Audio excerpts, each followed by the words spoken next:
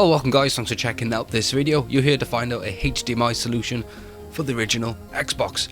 Now, I did actually have a cable about a year ago provided by Levelhike, and I've actually covered a fair bit of content on these HDMI adapters, and I'm very happy with these purchases. They're basically very simple adapter that will plug in and play and actually polish it pretty nicely on your TV. There are a lot out there, so this is one I've finally managed to get my hands on and do a little review for you guys. Now, the one I did actually have about a year ago, it was an all built-in-one cable, and there were some slight noise problems with the actual signal. As you would see on the actual screen, it wasn't that too aggressive at all. It didn't really interfere with my gameplay, but a lot of people were complaining about that, especially with other adapters. So I put that aside, and then Levelhike finally got back in touch with me and sent me a new updated type of adapter. So we're going to be looking into this. And if you are wondering what my Xbox is doing at the moment, I'm trying to transfer a game from a USB stick to the hard drive because the file transfer issue is not really working that well. If you've actually been into the modern scene, which is pretty huge, especially for the original Xbox, you probably know what I'm on about.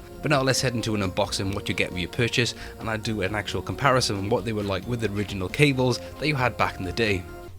So here we have it. This is the Levelhike HDMI cable for the original Xbox. There are a couple out there I know of, but this is the first time I managed to get my hands on a HDMI adapter for a console I need to spend more time on. But let's open this up.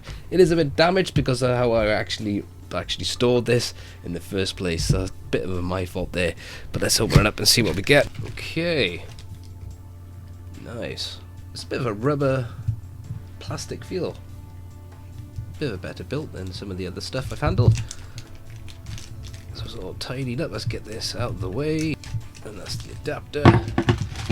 Before we have a closer look, we also get a HDMI cable. So every purchase you get HDMI. So the build quality is probably just like a generic type of HDMI that you can get.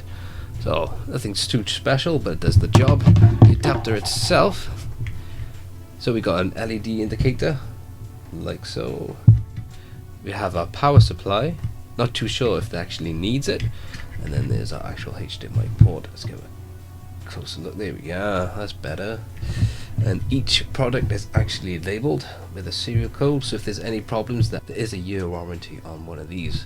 And you got some grills just to keep it cooled down in case you have this plugged in too long.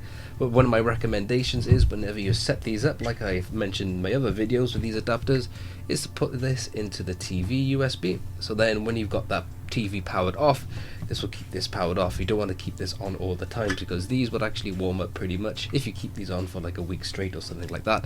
But the other ones I've had, I still actually got them from over a year now, and they still work pretty awesome. So now let's hook this up now to my captured device and show you a comparison to the original composite cable that we had back in the day, and then compare it to this HDMI adapter.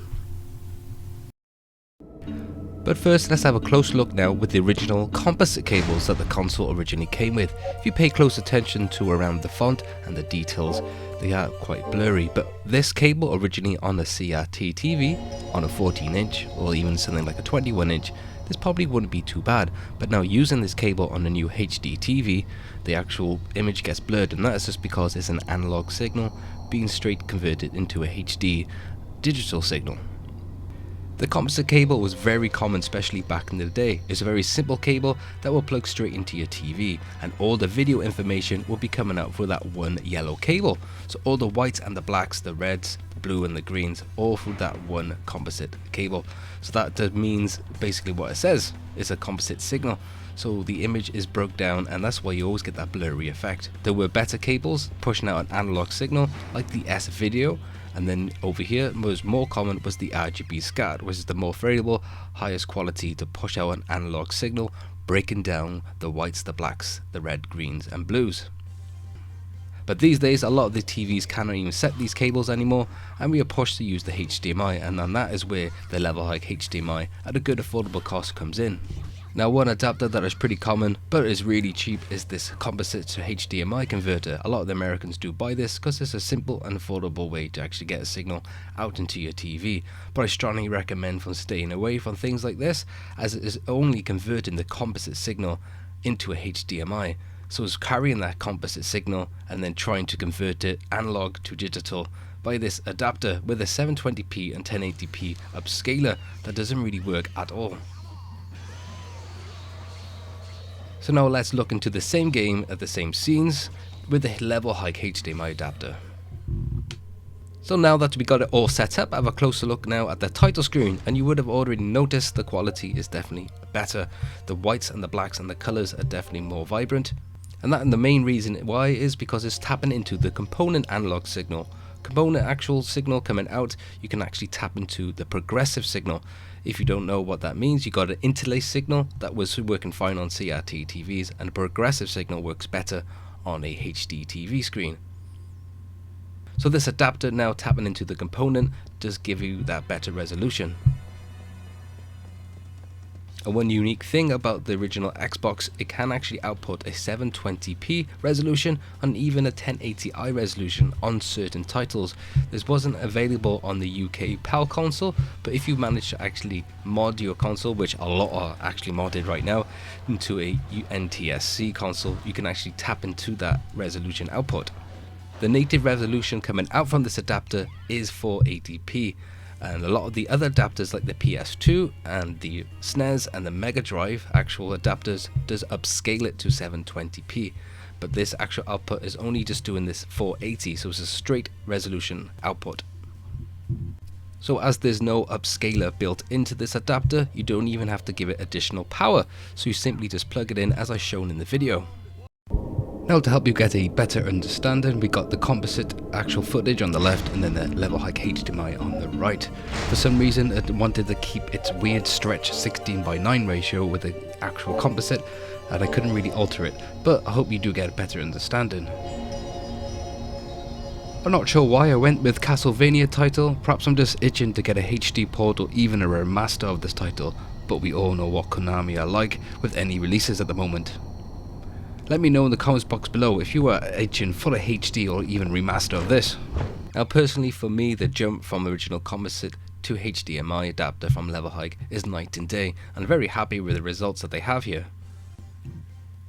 I'm finding the colour balance pretty well. A lot of the other adapters and by other companies, they do seem to struggle with the reds, but for some reason, I don't know if it's my TV settings or just how it's built in, I find the colour balance really well. And when it comes to latency, I recognize that there's basically none at all, because there's no upscaler built into this adapter, so there's no additional lag that could be implemented. So straight pass through of the video and audio signal with no upscaling does a great job.